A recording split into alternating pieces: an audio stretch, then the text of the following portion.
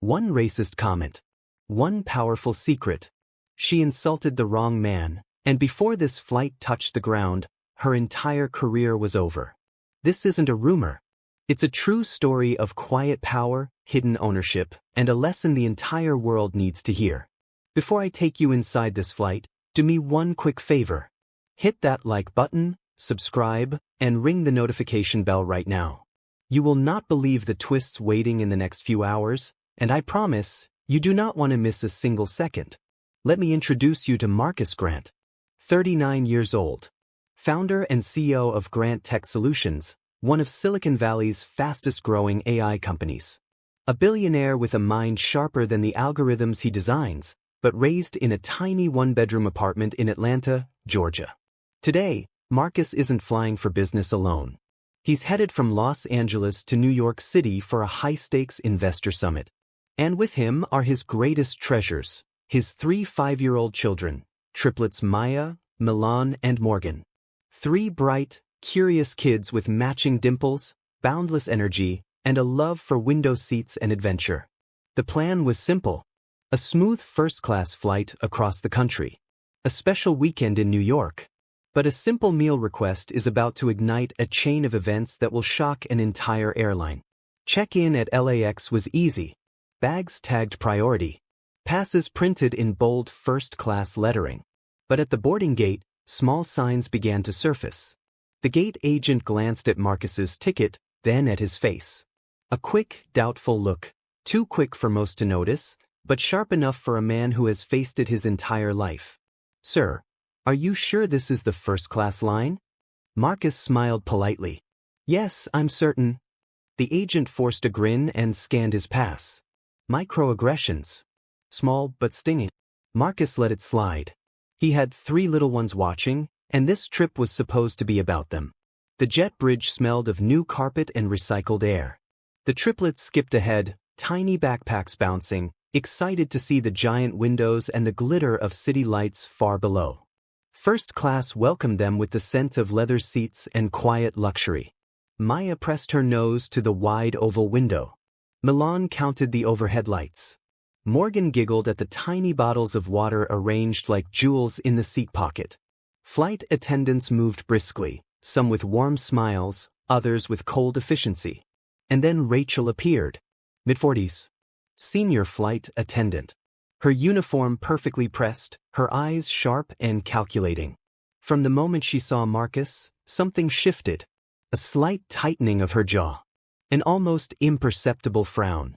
As passengers settled in, Rachel greeted each traveler with a bright welcome. "Good evening, Mr. Dawson." "Welcome aboard, Ms. Chen." But when she reached Marcus and his children, her voice chilled. "Tickets, please." Not, "Welcome aboard." Not even a smile. Just 2 clipped words, as though daring him to prove he belonged. Marcus handed over the boarding passes without a word. Rachel scanned them, eyebrows raised, before silently moving on. He stared out the window, memories flooding back. Childhood bus rides where seats were mysteriously taken. College interviews where his resume was questioned again and again. Years of quiet battles fought with a calm smile. Tonight, he told himself, would be no different. Keep calm. For Maya, Milan, and Morgan. For the trip. As the cabin door closed and the seatbelt sign flickered on, Marcus's phone buzzed. A text from his assistant, Rebecca. Reminder, you still hold 18% of the airline's parent company. Quiet moves only. Marcus locked the screen, expression unreadable. The passengers around him had no idea, but Marcus wasn't just another flyer in seat 2A. He was a silent power in the very company running this flight. The engines roared to life. The plane lifted into the night sky. Rachel walked past his row once more, eyes lingering, lips pressed tight. She didn't know who she was dealing with. But she was about to find out. What happens when quiet prejudice collides with quiet power? Stay with me, because the first-class meal was only the beginning. Before we move deeper into this true story, let me ask you this. Have you ever experienced a moment when someone doubted you at first sight? Take a second, scroll down, and share your experience in the comments. Your voice matters here, and I read every single story you share. Our journey has only just begun. In the next hour, subtle tension will turn into open humiliation. And the quiet man in seat 2A will begin to move pieces no one on board can even see. Stay tuned. The escalation is coming. The plane settled into cruising altitude, 35,000 feet above the quiet darkness of the country below. The triplets, Maya, Milan, and Morgan, were lost in their own excitement, swapping crayons and giggling at clouds shaped like castles. Marcus, their father, checked his watch, waiting for the first-class dinner service to begin. Tonight's menu promised roasted salmon, filet mignon, and a children's pasta option. Simple pleasures. But in the world of quiet prejudice, even a meal can become a battlefield. Rachel, the senior flight attendant, began her rounds. Her smile flashed bright for every passenger in the cabin, until she reached row 2. Then it vanished.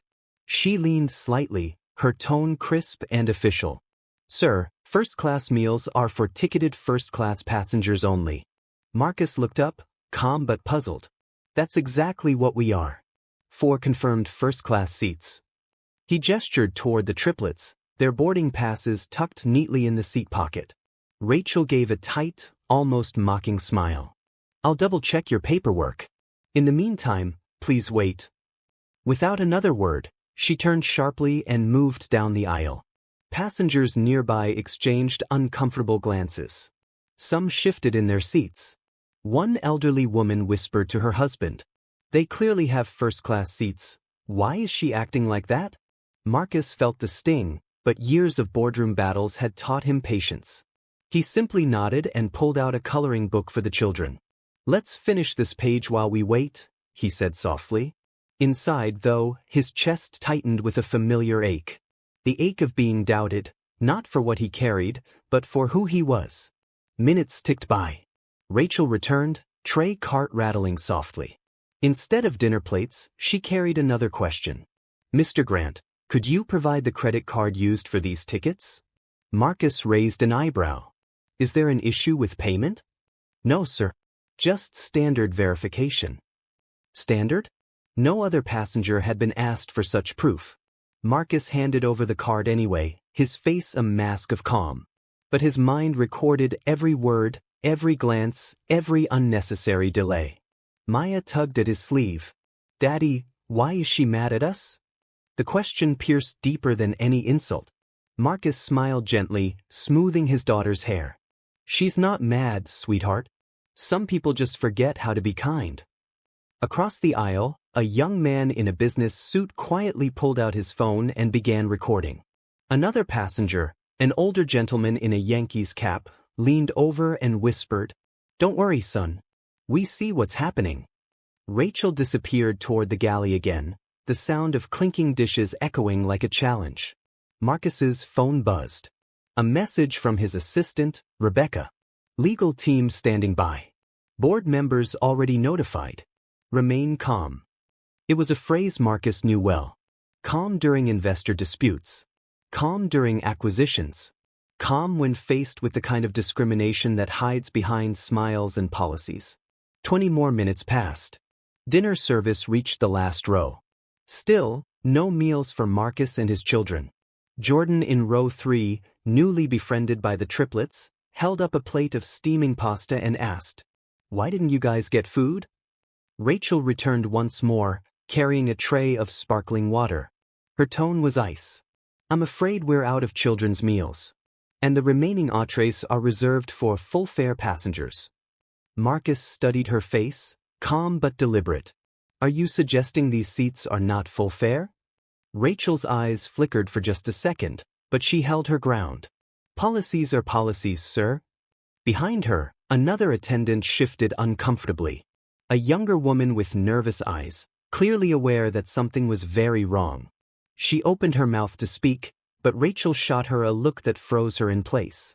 Marcus inhaled slowly, the way he had learned in high-stakes negotiations. Inhale. Exhale. Patience. For Maya. For Milan. For Morgan. He reached for his phone again, typing a short, precise message to his assistant. "Prepare a full incident report. Collect passenger statements if possible." Quietly. Rebecca replied instantly. Understood. Already in motion. The cabin lights dimmed for the dinner service. Soft jazz floated through the speakers. Plates clinked. Glasses of wine sparkled under the overhead lights.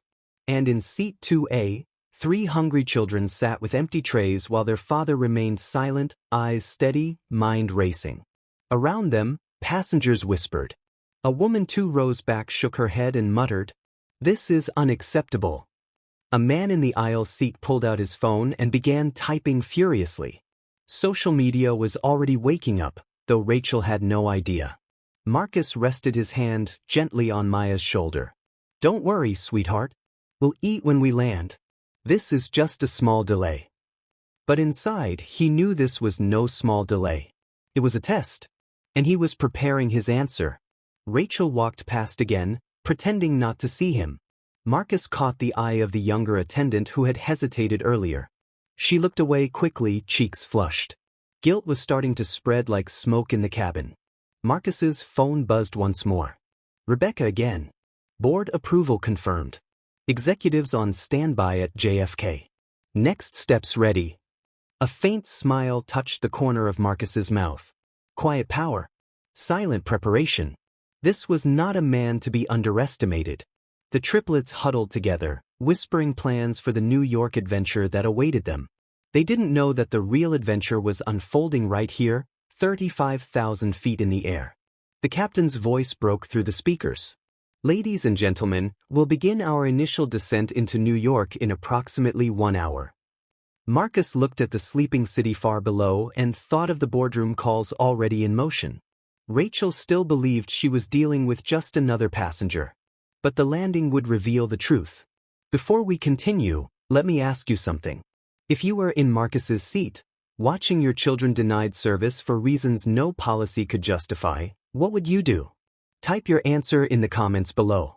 Your perspective matters, and I read every single one.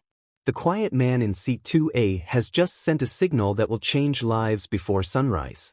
In the next hour, silence will give way to confrontation. And the entire crew will face a reckoning they never saw coming. The cabin air felt heavier now. It wasn't the altitude. It was the weight of 100 silent witnesses watching a drama unfold. Every passenger could feel it, the invisible wall that Rachel had built between row 2 and the rest of first class. Marcus Grant sat perfectly still, back straight, hands folded. His triplets, Maya, Milan, and Morgan, fidgeted against the leather seats. Their bellies were empty.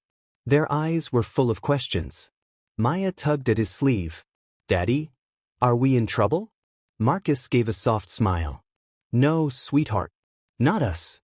But inside, the CEO's mind was a chessboard. Every move, every word, every delay was a calculated insult. And Marcus was already 6 moves ahead. Across the aisle, passengers whispered. The young man in the business suit kept recording discreetly. The elderly couple shook their heads in quiet outrage. Even the captain's voice over the intercom seemed strained, as if the cockpit could feel the tension in the cabin. Rachel passed by again, her expression carefully neutral, too neutral. But when her eyes met Marcus's, something flickered. Was it defiance? Or the first spark of fear? The younger flight attendant, the one with nervous eyes, lingered near the galley. She opened her mouth, then shut it. Her hands trembled slightly as she poured coffee for another passenger. She knew. They all knew. Marcus unlocked his phone and sent a single, silent message to his assistant. One word, ready. Within seconds, a reply flashed back. JFK team prepared. Legal observing live feed. Yes, live feed. Marcus's assistant had already connected passengers who were recording to a secure upload. Every detail, every word, every delayed meal was being documented in real time. But Marcus remained silent. His power was not in shouting. His power was in patience. Another 30 minutes passed. Still no meals. The smell of roasted salmon and garlic bread filled the cabin, a cruel reminder of what his children had been denied. Milan leaned against his father's arm. "Daddy, I'm hungry." Marcus kissed his son's forehead. "We'll eat soon, champ. I promise." Rachel returned once more, this time with a clipboard. "Mr. Grant, she said, voice clipped and cold. For security purposes, we need to reconfirm the names of the passengers in your party. Marcus raised an eyebrow. For security? Yes, sir. Standard procedure. Passengers exchanged sharp glances. No one else had been asked to reconfirm anything. Marcus spoke calmly, each word deliberate. My name is Marcus Grant. These are my children, Maya, Milan, and Morgan Grant.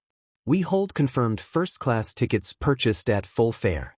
If you require additional verification, I suggest you involve the captain immediately. A murmur rippled through the cabin. Rachel hesitated. Her mask cracked just slightly, but she recovered quickly and stepped back without apology. Behind her, the younger attendant finally whispered, "Sir, I'm so sorry about this." Her voice was barely audible, but it was enough. Enough for the nearby passengers to hear. Enough for phones to capture. Marcus nodded politely. "I appreciate your honesty," he said quietly. The captain's voice cut through the speakers again, firmer this time. "Ladies and gentlemen, we've begun our final descent into New York's JFK Airport. Cabin crew, prepare for landing." Rachel stiffened, her shoulders tightening as she secured the galley. She thought the flight was nearly over. She thought this story would end in silence. But Marcus's plan was only beginning. The lights dimmed for landing. Outside the windows, the city of New York glittered like a million tiny sparks. Inside the cabin, tension burned hotter than the runway lights below. Passengers exchanged glances. Phones stayed ready. Everyone could sense that something big, was waiting on the ground. Marcus leaned toward his children. "Hold on tight," he said softly. "Daddy's got everything handled." Maya's small hand gripped his. "Are we going to eat soon?" "Yes, sweetheart. Very soon." But Marcus wasn't thinking about dinner. He was thinking about justice. The wheels touched down with a heavy thud. A cheer rose from the cabin. But beneath the celebration, eyes darted toward row 2. The passengers who had witnessed the quiet humiliation knew this landing meant more than the end of a flight. It meant the beginning of accountability. Rachel forced a brittle smile as she made her final pass through first class. "Thank you for flying with us," she said, her voice almost trembling. Marcus met her gaze, calm and steady. "Thank you," he replied, the slightest emphasis on the words. She didn't know that at that very moment, a team of executives and legal officers was already gathered at Gate 17. She didn't know that her every action was about to be reviewed by the very company she represented. And she certainly didn't know who Marcus Grant truly was. Before we reveal what happened after the doors opened, tell me this. If you had the power to hold someone accountable for such quiet cruelty, would you use it? Drop your answer in the comments right now. Your voice matters, because silence only protects the guilty. Stay with me. The doors are about to open. The CEO's quiet plan is seconds from unfolding. And when it does, careers will end before the seatbelt sign turns off. The plane rolled toward Gate 17, brakes hissing, lights flickering across the cabin. Passengers unclipped their seatbelts. Phone screens glowed like tiny spotlights. But no one was looking at their messages. Every eye kept drifting toward row 2. Toward Marcus Grant. Toward the man who had remained silent while humiliation played out in full view. Maya stretched her arms. "Daddy, are we getting off now?" Marcus smiled gently. "Yes, sweetheart. Almost." But inside, Marcus wasn't thinking about baggage claims or connecting rides. He was thinking about accountability. The kind of accountability that doesn't shout. The kind that lands softly and strikes hard. The door opened with a metallic click. A crisp burst of terminal air rushed in. Rachel, the senior attendant, stepped forward with her professional smile. But her eyes betrayed a flicker of unease. Perhaps it was the way passengers held their phones just a little higher. Perhaps it was the way whispers followed her every movement. "Ladies and gentlemen, thank you for flying with us," she said, voice tight but steady. Marcus rose slowly, adjusting his tailored jacket. The triplets followed, each holding a small hand-stitched backpack. As they stepped into the aisle, murmurs grew louder. The young man in the business suit angled his camera. The elderly couple stood slightly, as if to shield the children from the stairs. Rachel blocked the exit with a polished smile. "Mr. Grant, one moment please. We need to verify a detail with the gate staff before you leave the aircraft." Marcus met her gaze, calm and unblinking. "Of course," he said softly. But behind his calm, another network was already in motion. At the gate, 3 executives waited in tailored suits. Their company pins glinted beneath the fluorescent lights. Beside them stood a uniformed airport security officer. And standing slightly apart, a woman in a navy skirt suit, was Rebecca, Marcus's personal assistant. Her phone remained in her hand, camera discreetly recording. As Marcus stepped into the jet bridge, Rebecca greeted him with a subtle nod.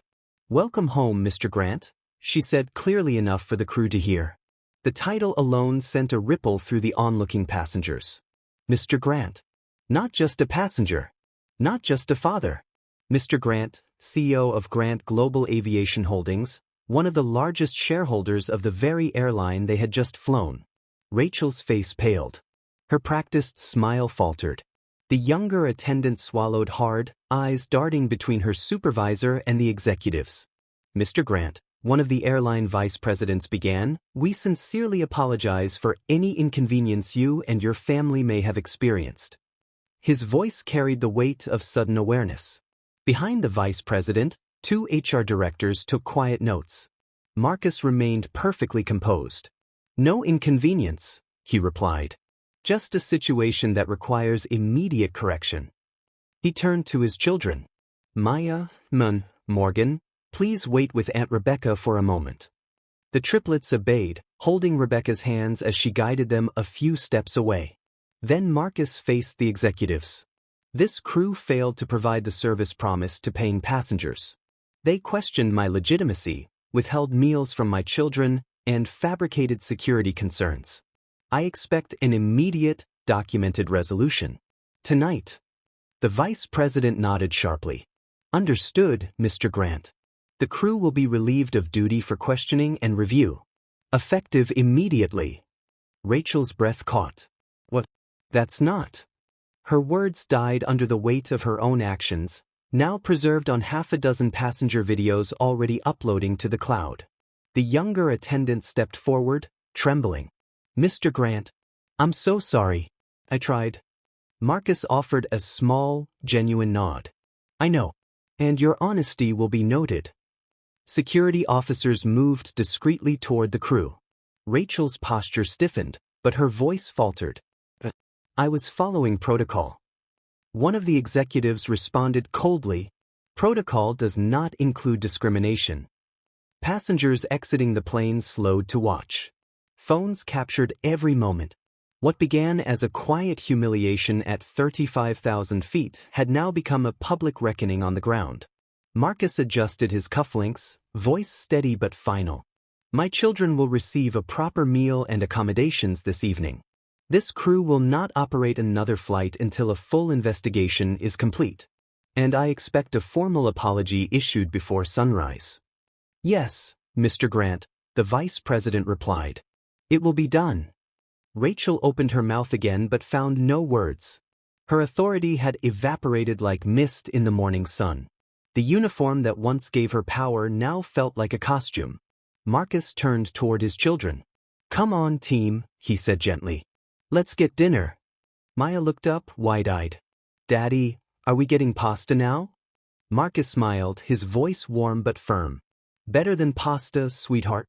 Tonight, we eat like champions." As the family walked toward the terminal, passengers clapped softly. Not for the confrontation, not for the spectacle, but for the quiet strength of a father who refused to let injustice pass unnoticed.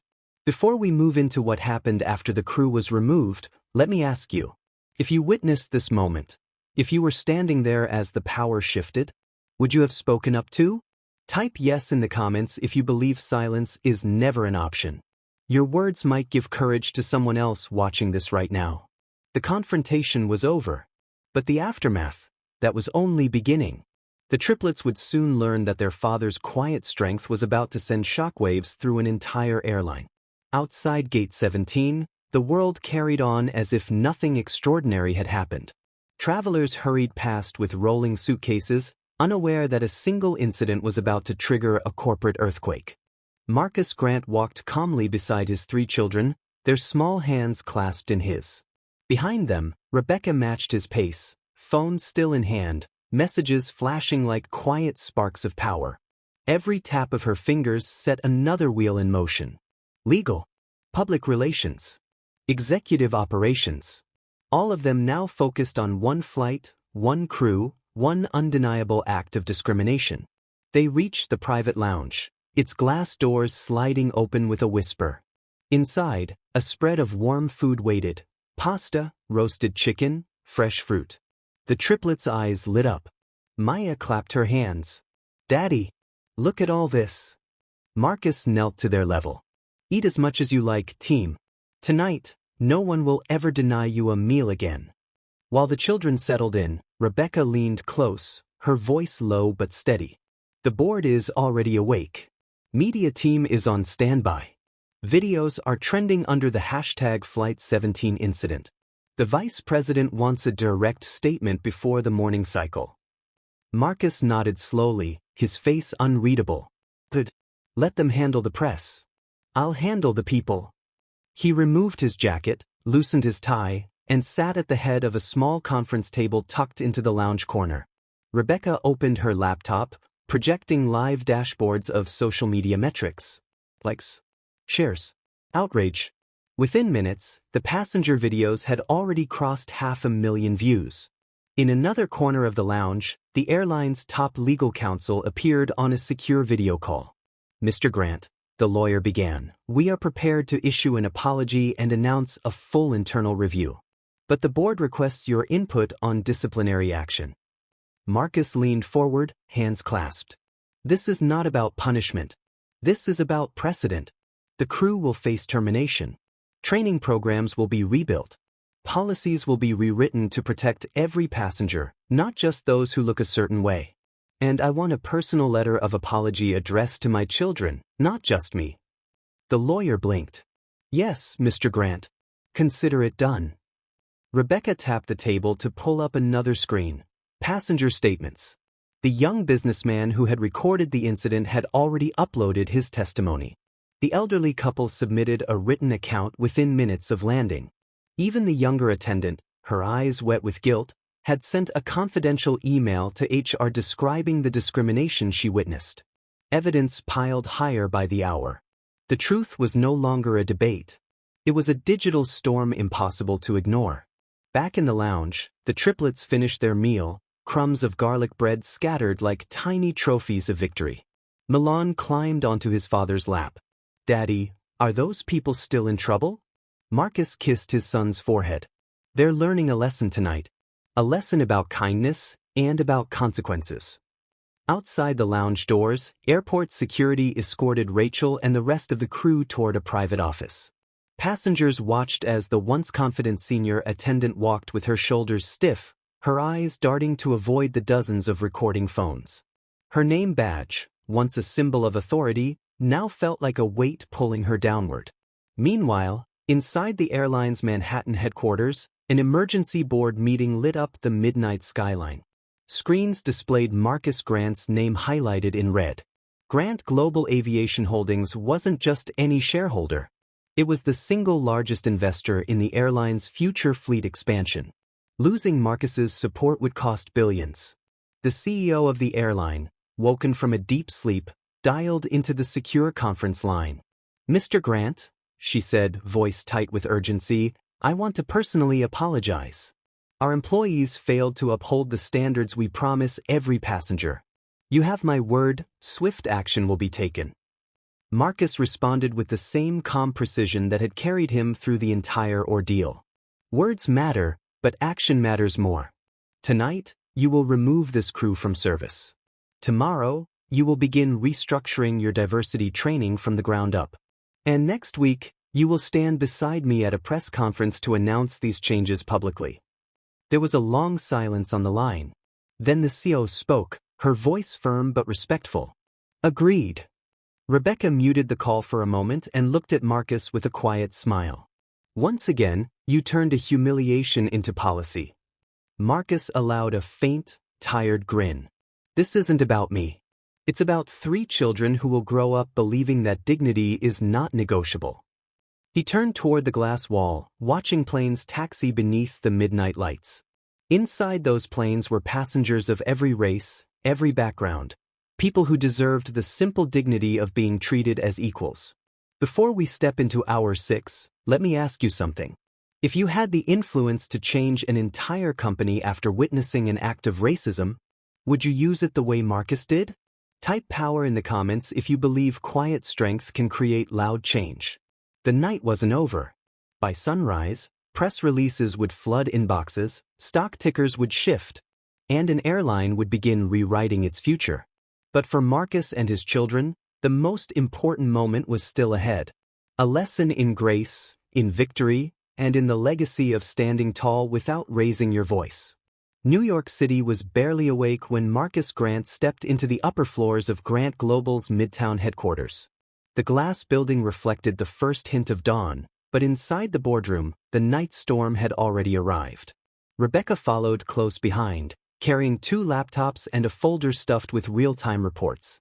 Behind them trailed a small team of legal advisors and communications experts, each wearing the tired yet electrified look of people who knew history was unfolding before their eyes. On the massive screen at the end of the polished oak table, passenger videos looped silently. Rachel's dismissive glances, the repeated denials of service, the quiet humiliation of 3 innocent children. Every second captured, every word time-stamped. Marcus set down his jacket and scanned the faces of the executives already gathered, board members of both Grant Global and the airline itself. Some avoided his eyes. Others stared in silent recognition of the power he carried into the room. The airline CEO stood first, shoulders squared. Mr. Grant, as of 4 a.m., the entire flight crew from Flight 17 has been removed from duty. The senior attendant, Rachel, has been placed on immediate termination review. Mandatory retraining protocols are being drafted as we speak. Marcus nodded once, the faintest acknowledgement. But we're not here to simply fire people. We are here to set a precedent that outlives tonight. Rebecca opened her laptop and projected a series of slides. Passenger testimonials. Social media metrics, now topping 5 million views. A petition demanding airline reform with hundreds of thousands of signatures collected in mere hours. Marcus spoke with the quiet precision of a man used to commanding billions. This incident isn't just a PR crisis. It is a signal of systemic failure. We will not allow this company to treat racial bias as an isolated mistake. We will create policy that makes bias impossible to ignore and costly to repeat. A senior board member cleared his throat. What measures are you proposing? Marcus's voice stayed calm, but each word landed like a gavel. Effective immediately, every employee, crew, management, executive, will undergo quarterly bias training conducted by independent specialists. Failure to comply results in suspension without pay. Second, a Diversity Accountability Council will be formed, chaired jointly by Grant Global and independent civil rights advisors. Third, passengers will receive a direct line to report incidents in real time, with immediate corporate oversight. And finally, financial consequences. Bonuses for executives will now be tied to verified diversity metrics. The room fell silent. No one moved. Then the airline CEO exhaled. Approved. One by one, board members raised their hands in agreement. The vote was unanimous. The policies were no longer proposals.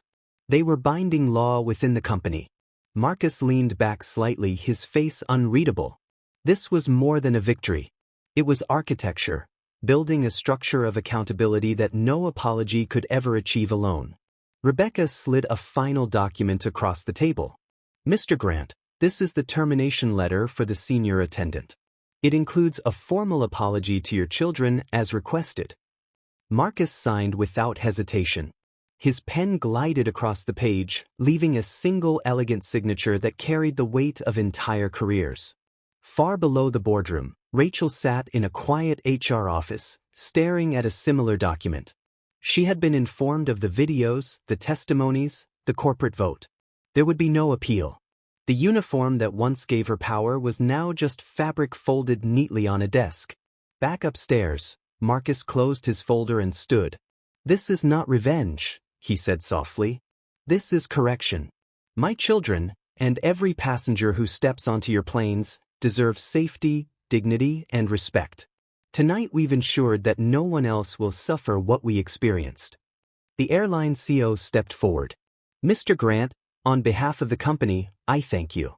This will change how we operate forever." Marcus offered a polite nod but said nothing more. Change was not a favor. It was a requirement. As he exited the boardroom, Rebecca fell into step beside him. "Marcus," she said quietly, "you just rewrote the industry." Marcus glanced down at his watch. "No," he replied, voice low and steady. "We just reminded them who owns the sky." Outside, the first rays of sunrise spilled across the Manhattan skyline. The triplets, still asleep in a nearby hotel suite, would wake to a world subtly safer than the one they had left the night before. They wouldn't yet understand the weight of what their father had done. But someday, they would know that a single night of quiet strength had changed an entire corporation. Do you believe that real change comes from loud protests? Or from quiet, strategic power moves like Marcus's? Type change in the comments and let's talk about the kind of strength that truly lasts. The sun was already high when Marcus returned to the hotel suite where his children slept. The night's chaos had finally settled, replaced by the quiet rhythm of a new day. He opened the door gently, careful not to wake the three small faces resting peacefully under a blanket of soft morning light. For a moment he just stood there, watching the slow rise and fall of their breathing. The same triplets who had sat wide-eyed and confused as a flight attendant decided they were unworthy of a simple meal. The same children who had looked to their father for protection, unsure if the world outside those airplane walls would ever be fair to them. Marcus felt a deep ache in his chest. He wanted to freeze this moment, to remember not the pain of last night, but the quiet strength that followed. Rebecca entered the room, her laptop finally closed, her phone silent for the first time in hours. "They're still asleep," she whispered. "You did it, Marcus. The airline has already begun implementing the policies. Media outlets are calling it the Grant Mandate. It's everywhere." Marcus didn't respond right away. Instead, he walked to the window, pulling back the curtains to reveal a bright New York skyline. Below, the streets moved with ordinary life, taxis honking, people rushing to work, unaware that somewhere in those towers, a silent revolution had been signed into existence. Finally, he spoke, his voice low and steady. "This isn't about me. It's about every black parent who worries about the lessons their children will learn too soon. It's about proving that power isn't just money or status. It's the ability to change the rules when the rules are broken." Rebecca nodded, her eyes shining. They'll grow up knowing their father refused to be silent. The triplets stirred, one of them, little Carter, rolling onto his side and rubbing sleepy eyes. "Daddy," he murmured, "are we still flying home today?" Marcus knelt beside the bed, smoothing Carter's hair. "Yes, buddy. But next time, things will be different. Because of you three." Carter yawned, not yet old enough to understand the weight of those words. But someday he would. Someday all three of them would. By noon, the world knew their story. News anchors replayed the footage across every major network. Social media platforms buzzed with hashtags like #GrantMandate, #DignityInTheSky, and #NeverAgain. Letters poured in from parents, travelers, and airline employees. People who had experienced similar humiliations but never had the power to fight back. Marcus read a few of the messages in silence. One stood out from a mother in Atlanta. "Because of you, I know my children might fly without fear one day." He closed his eyes, letting the words settle like a quiet blessing. This wasn't just corporate reform. It was hope. It was a new standard. Later that evening, Marcus sat with the triplets in a small corner of the hotel lobby. They sipped hot chocolate as passengers and staff passed by, some whispering, some pausing to offer a nod of quiet respect. Rachel, the flight attendant who had started it all, had officially been terminated. But Marcus carried no joy in her downfall. only the steady conviction that accountability was the first step toward change. He looked at his children, their innocent laughter echoing through the marble hall. "Remember this," he said softly. "Kindness is power, but silence in the face of injustice, that is surrender. Never surrender." The triplets giggled, not yet understanding, but the lesson began to plant itself deep inside their young hearts.